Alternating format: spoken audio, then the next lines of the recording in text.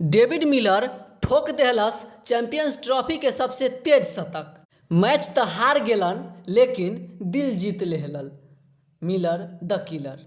तो सबसे पहले नमस्कार प्रणाम तमाम भोजपुरिया क्रिकेट के दर्शक लोगन। आज चर्चा में फिर से हमारे साथ जुड़ गए बारन हमारे मित्र पांडे जी। ताबा जानल जाई विस्तार से। पांडे जी, चैंपियंस ट्रॉफी के दूसरा सेमीफाइनल देखनी। न्यूजीलैंड साउथ अफ्रीका के 50 रन से धुनाई करके फाइनल में घुस गईल बा। अरे हाँ तिवारी जी, देखनी ये न्यूजीलैंड वाला फाइनल में ऐसे पहुंचल जैसे पड़ोसी के शादी में बिन बुलावल पहुंच जाला। सही कहनी है पांडे जी। ई न्यूजीलैंड पहले बैटिंग लेके 362 रन ठोक देले रहे। एकरे जवाब में साउथ अफ्रीका 312 पर ही सिमट गेल रहे। डेविड मिलर तो अकेले लड़ाई लड़त रहे। 67 गो गेंदा में 100 रन ठोकले, लेकिन दूसरा एंड से कोई साथ न दिलस। एगो धोबियो कपड़ा धोबे तबो 2 हाथ मारेला। ई बेचारा अकेले झंडा उठबले रहे। दिल जीत लेहलस भाई, सैल्यूट ह। सही कहल तिवारी।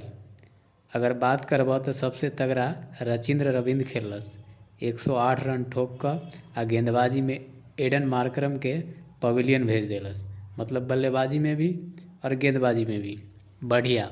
एकरा नाम रख देवे के चाही वन मैन आर्मी। सही कहनी है, लेकिन केनी विलियमसन भी कम न रहले। 102 रन ठोकलन आ ग्लेन फिलिप्स आ मिचेल तो आखिरी में ऐसे चौका छक्का ठोकलन जैसे बियाह में बारात में ढोल बजावत होखे।